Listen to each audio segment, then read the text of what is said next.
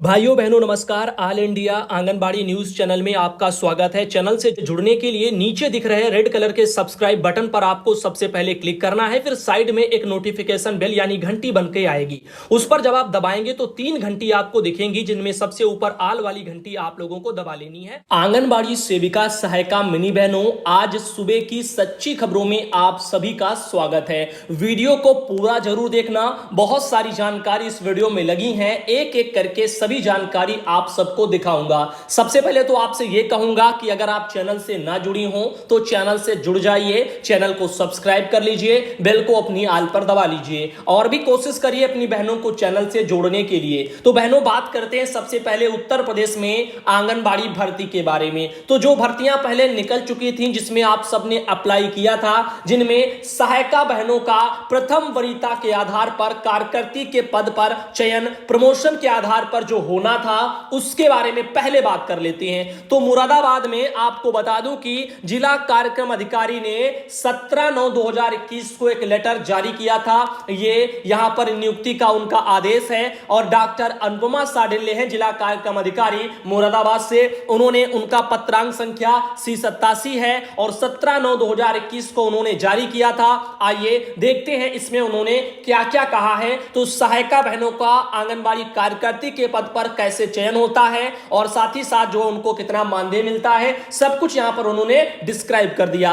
इनका यहां पर कहना है, जैसा कि आप देख लें, कि 29 जनवरी 2021 के प्रस्तर 3 का 1 में उल्लिखित आदेश सर्वप्रथम अपेक्षित अर्हता रखने वाली ग्रामीण क्षेत्रों में उसी ग्राम सभा तथा शहरी क्षेत्र में उसी वार्ड में स्थित जो केंद्र की सहायिका हैं, जिसकी न्यूनतम अहर्यकारी सेवा 5 वर्ष पूरी हो चुकी हो तथा हाई स्कूल उत्तीर्ण हो एवं उसकी आयु 50 वर्ष से अधिक ना हो, उसको सहायिका से कार्यकर्ती के पद पर चयन किया जाएगा। तो आप सबको जानकारी के लिए बता दूं कि ऐसी आंगनबाड़ी बहनें जो ऐसी सहायिका बहनें जो 5 साल तक सहायिका के पद पर कार्य कर चुकी हैं, उनको जो है कार्यकर्ती के पद पर उनका चयन होता है। साथ ही साथ 50 वर्ष से उम्र भी अधिक नहीं होनी चाहिए, उसके कम में ही आप होनी चाहिए। ठीक, अब ये कोई मानक है आपके जो होते हैं। साथ ही आप कि अगर उसी ग्राम या वार्ड में अगर सहायिका बहन आप हैं और आपके वहां कार्यकर्ती का पद खाली है,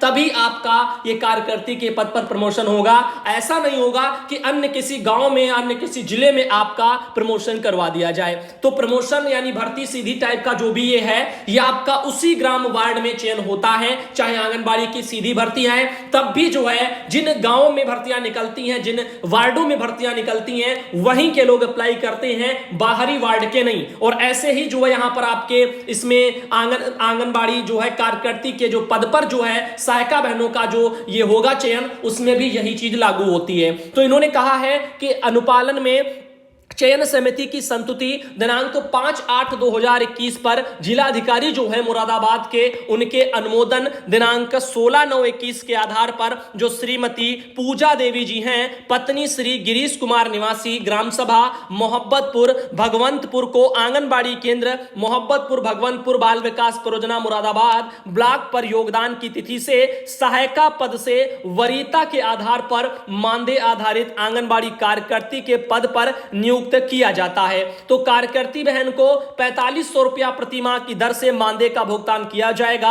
यह तैनाती पूर्णतया मानदेय आधारित होगी तथा राजकीय कर्मचारी सेवा नियमावली लागू नहीं होगी। उक्त संविदा किसी भी तथ्य को छिपाकर एवं वास्तविकता के परिलक्षित होने अथवा दी गई सूचनाएं प्रमाण पत्र असत्य पाए जाने पर बिना किसी पूर्व सूचना, बिना किसी कारण बताओ नोटिस के मानदेय सेवा समाप्त की जा सकती है। साथ ही यदि कार्यकर्ती संविदा के अनुरूप कार्य नहीं करना चाहती हैं, तो उसे कम से कम 1 माह पूर्व कार्यालय को सूचित करना होगा। कार्यकर्ती को किसी भी समय शासन द्वारा निर्धारित अवधि के लिए उत्तर प्रदेश में संचालित जो है प्रशिक्षण केंद्र पर प्रशिक्षण हेतु भेजा जा सकता है। तो देखो यहां पर इनको जो भी है रुपया 4500 देने के बारे में तो लेटर में लिख दिया गया योगदान की तिथि से, लेकिन यहां पर आपको बताना चाहेंगे अभी इनका ट्रेनिंग नहीं हुआ है। तो हो सकता है कि जब तक ट्रेनिंग नहीं होती है तब तक आपको सहायिका वाला ही जो है वेतन यानी मानदेय मिले। इसमें लिखा है योगदान के समय निम्न प्रमाण पत्र कार्यालय में उपलब्ध कराना अनिवार्य होगा। तो अभी आपका योगदान शुरू नहीं हुआ है, अकॉर्डिंग टू है आपके प्रशिक्षण से।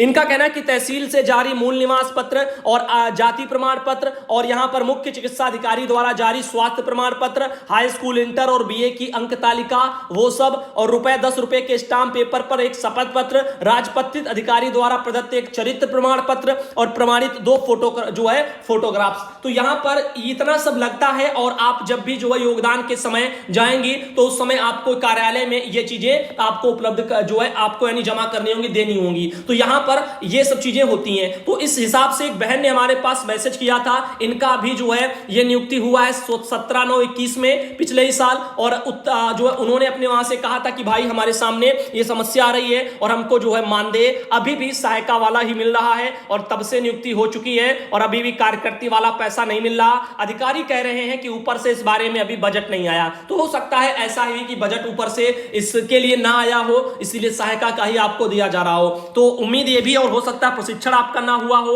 ये चीजें आप भी जो है यहां पर बता सकती हैं। तो फिलहाल इस बारे में जो भी है भर्ती वगैरह, इसमें कई जगह जो है यहां पर काम समय पर हो रहा है, और क्योंकि कुछ चीजें ऐसी हैं जो जिलों के अधिकारियों पर निर्भर करती हैं। जैसे जो भर्तियां थी, जो ये सब होना था, ये आपका डीएम की अध्यक्षता में जो कमेटी बनाई गई थी उन पर चीजें थी, तो वहां पर आपके डीपीओ भी उसी में रहते हैं। तो ऐसे में इसीलिए शायद मुरादाबाद में इन चीजों को आगे बढ़ाया जा रहा है। उत्तराखंड के अल्मोड़ा में आपको बता दें कि मजदूर दिवस पर आंगनबाड़ी बहनों के तेवर तल्ख दिखे हैं। बताया जा रहा है कि अपनी आर्थिक संकट से जूझ रही जो आंगनबाड़ी बहनें हैं, उन्होंने अपनी विभिन्न मांगों को लेकर के आर पार की जो लड़ाई है वो लड़ने का उन्होंने वहां पर ऐलान कर दिया है। आइए यहां पर थोड़ी जानकारी लेते हैं, क्या क्या जानकारी जो है ये उत्तराखंड के अल्मोड़ा से निकल के आ रही है। बहनों का कहना है कि मजदूर दिवस पर आर्थिक संकट से जूझ रही आंगनबाड़ी कार्यकर्ता ने आर पार के संघर्ष का ऐलान किया है। वेतन वृद्धि व उन्हें पूर्व प्राथमिक पाठशाला शिक्षिका का पदनाम दिए जाने की पुरजोर वकालत करते हुए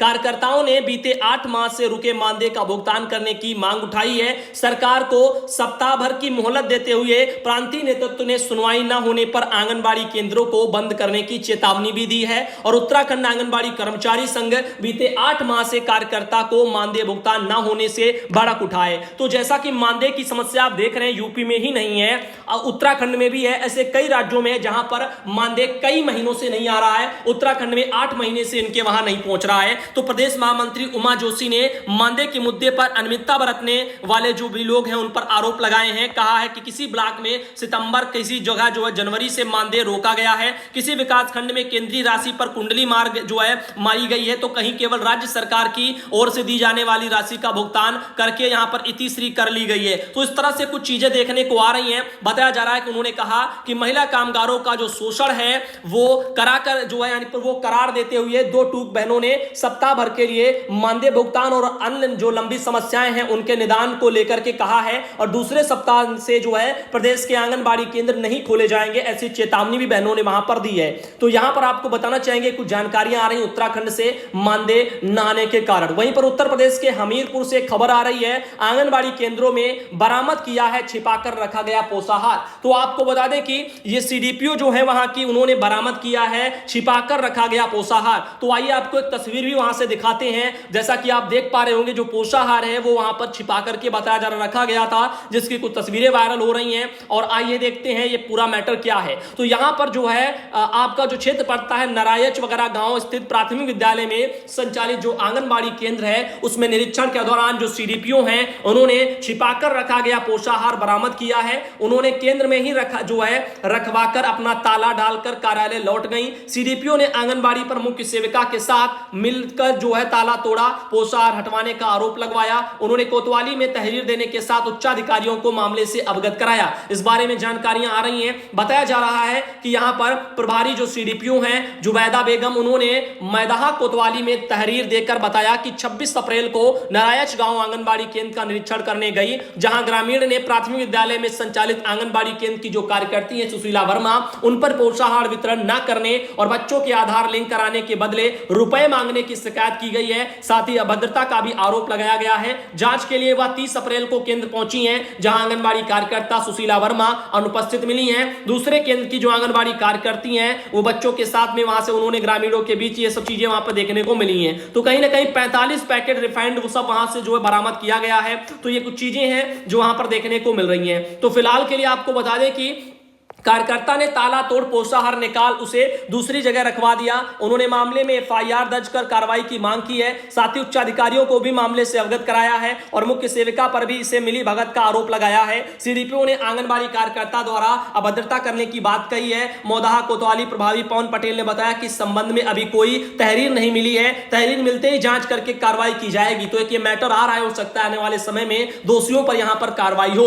उत्तर प्रदेश के हमीरपुर से भी एक खबर आ रही है, 2 आंगनबाड़ी कार्यकर्ता बहनों का वहां पर वेतन रोक दिया गया है। तो यहां पर आप सब भी अपना थोड़ा ध्यान रखिएगा, इन चीजों के बारे में देखते हैं क्या वजह रही जिससे वहां पर वेतन रोका गया है। तो बताया जा रहा है कि मौदाहा के नारायच वगैरह गांव के स्थित आंगनबाड़ी केंद्र की जो कार्यकर्ता पर प्रभारी सीडीपीओ द्वारा लगाए गए आरोपों की जांच जिला कार्यक्रम अधिकारी ने की है और उन्होंने दोनों पक्षों के साथ लाभार्थियों के बयान दर्ज करके एक स्थान पर संचालित 2 आंगनबाड़ी केंद्रों की कार्यकर्तियों का अग्रिम आदेशों तक मानदेय रोका है। साथ ही समिति गठित करके मामले की गहन जांच कराने की बात भी कही है। तो इस तरह से मैटर आ रहे हैं। वहीं पर आगे आपको बताना चाहेंगे, उन्होंने जो है एक स्थान पर संचालित 2 केंद्रों को लेकर के, जैसे जिनमें एक है सुशीला वर्मा और दूसरी है सरोज, इनके जो यहां पर बयान भी लिए हैं और ग्रामीणों के लाभार्थियों के भी बयान वहां पर लिए गए हैं और उसके बाद में जो है कार्रवाई हो रही है। वहीं पर आगे आपको बता दें कि आंगनबाड़ी कार्यकर्ता सुशीला वर्मा ने केंद्र में कोई पोषाहार न होने की बात कहकर सीडीपीओ और दूसरी आंगनबाड़ी कार्यकर्ता पर कही है और वहां से जो है